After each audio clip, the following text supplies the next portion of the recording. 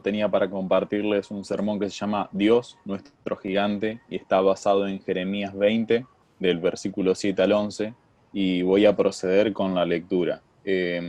Versículo 7 dice, me persuadiste, oh Señor, y quedé persuadido. Fuiste más fuerte que yo y prevaleciste. He sido el hazme reír cada día, todos se burlaban de mí, porque cada vez que hablo, grito, proclamo violencia, destrucción, pues la palabra del Señor ha venido a ser para mí oprobio y escarnio cada día. Pero si digo, no lo recordaré ni hablaré más en su nombre, esto se convierte dentro de mí como un fuego ardiente, encerrado en mis huesos.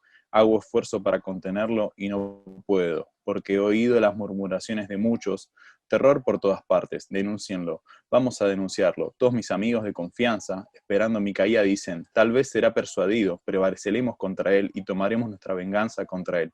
Pero el Señor está conmigo como campeón temible, por tanto mis perseguidores tropezarán y no prevalecerán, quedarán muy avergonzados, pues no triunfarán, tendrán afrenta perpetua que nunca será olvidada.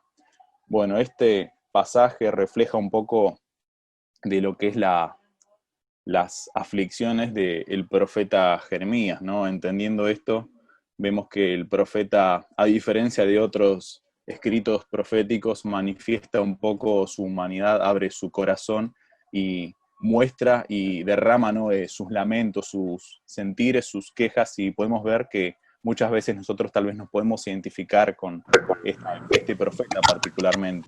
Y viendo esto, el profeta Jeremías, bueno, tenía la difícil tarea de predicar al reino de Judá, ya el reino del norte había caído, y viendo esta situación, era el llamado de Dios que tenía que hacer, ¿no? Es decir, predicar la palabra para que el pueblo se arrepintiera y volviera al camino del Señor, y no confiara más en sus aliados políticos o confiara tal vez en sus otros dioses. Es decir, ellos sí tal vez seguían creyendo en el Señor, pero de una perspectiva más religiosa, de una perspectiva nominal. Ellos eran judíos, pero desde una perspectiva más religiosa. Entonces, Jeremías tiene esta difícil tarea, y cuando él predicaba arrepentimiento, cuando él predicaba que se arrepientan y que se vuelvan al Señor, recibía realmente situaciones difíciles y complejas, y es por eso que el profeta se expresa de esta manera, ¿no? Ahora, si vemos un poco esto, el profeta dice que cuando él predicaba, la gente se burlaba de él, lo escarnecía, es decir, lo injuriaba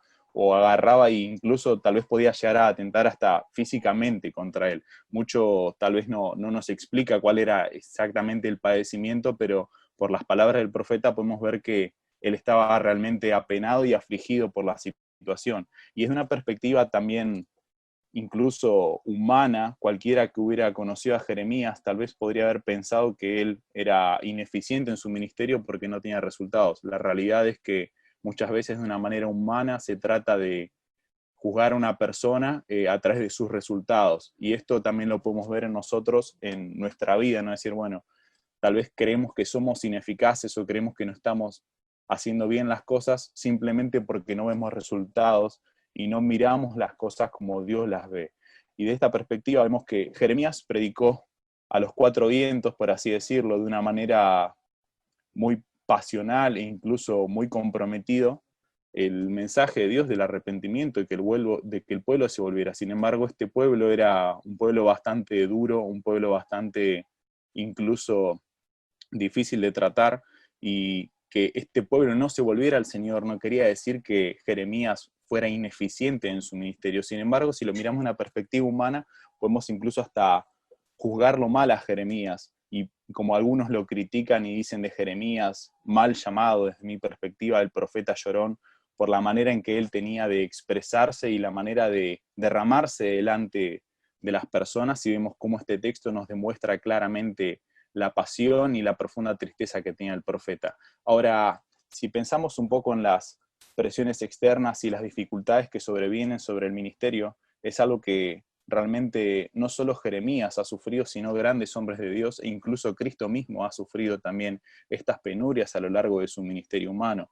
Entonces, tanto como Jeremías, como Jesús, o como otros más que podríamos llegar a nombrar y que no nos alcanzarían los dedos de la mano, nosotros también probablemente pasemos por situaciones muy parecidas a las iguales que pasaron estos grandes hombres de Dios, ¿no? Es decir, él decía, la palabra de Dios me es afrenta, me es escarnio, no quiero hablar más del Señor, porque cada vez que hablo de parte del Señor, algo malo pasa, algo malo me acontece.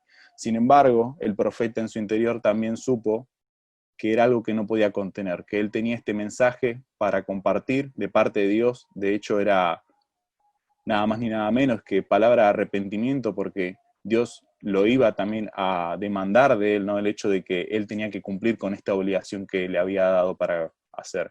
Entonces, vemos que él sentía que no podía callar, sentía que realmente él tenía la obligación y la responsabilidad de esto. Él quería callar las palabras que tenía, porque estas palabras cada vez que eran pronunciadas le eran para conflicto, le eran para tristeza, para dolor, y que de hecho, como decía él, que sus amigos incluso hasta se burlaban de él, y podemos ver que Jeremías no cesó de hablar desde esta perspectiva. De hecho, nota de color, el único que se quedó al lado de Jeremías era su amigo Baruch, que también, bueno, también, digamos, sirvió como escritor, incluso como amanuense, colaborando en el ministerio. Es decir, la única persona que estaba con él era solamente uno de sus amigos.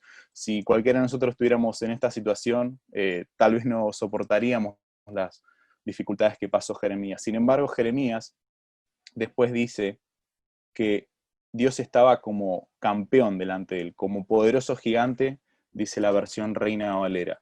Y esto nos da a entender de que más allá de las aflicciones que puede haber llegado a tener Jeremías, más allá de las dificultades y de el proceso que él hizo, tanto espiritual como racional, de comprender de que más allá de que la palabra de Dios fuera una palabra difícil de decir porque realmente hacía que las personas reaccionaran ante ella, Jeremías entendió desde una perspectiva tanto humana como espiritual que Dios era el que estaba delante de él, que Dios era el que lo iba a cuidar, lo iba a guardar, y de que Dios, si le había propuesto servirle, Dios iba a tener compasión de él también. Y esto lo podemos ver en la vida de Jeremías a lo largo de su ministerio de tan sufrido. Sin embargo, el Señor, cuando la ciudad de Judá fue tomada, la ciudad fue arrasada, gente fue muerta, de hecho, los gobernantes de Israel tuvieron que escapar.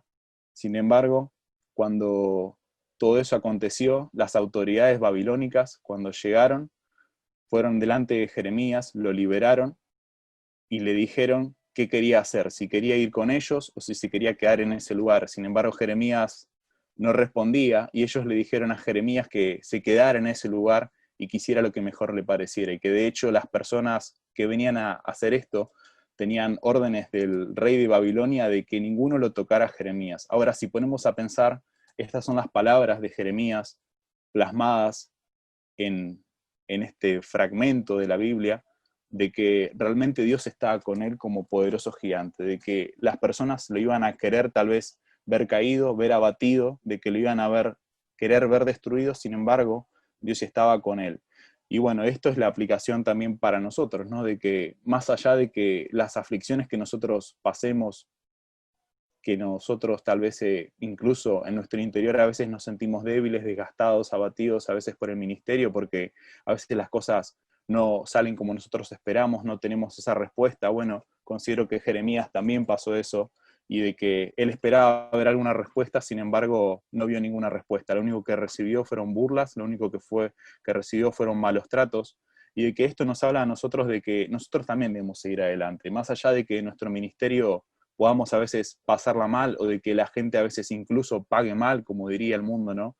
Nosotros tenemos que entender que esto no estamos haciendo para satisfacernos a nosotros, sino que estamos haciéndolo nada más ni nada menos que es para servir al Señor, que es lo que el Señor nos demandó, que el Señor incluso nos hará rendir cuentas delante de Él por el mensaje que nos dio para compartir, y que si nosotros no lo compartimos vamos a ser responsables, y que el Señor mismo nos va a cuidar y va a estar con nosotros en el momento de que realmente nosotros tengamos que afrontar estas situaciones difíciles, y que si las afrontamos y las vivimos y las sufrimos, para la gloria y honra de su nombre, y de que realmente todas las aflicciones que nosotros suframos en este mundo no se comparan en nada con la gloria venidera, que realmente podemos tal vez vivir, ¿cuánto? 80 años, 90 años en este mundo, y no va a ser 80 o 90 años de aflicción. Sin embargo, las aflicciones que llevamos en este mundo, sean pocas o muchas, realmente no se comparan en nada con lo que es la gloria venidera, y con estar al final de los tiempos sentados al lado de Cristo y compartiendo con Él y viviendo de su gloria. Así que esto es lo que le quería compartir.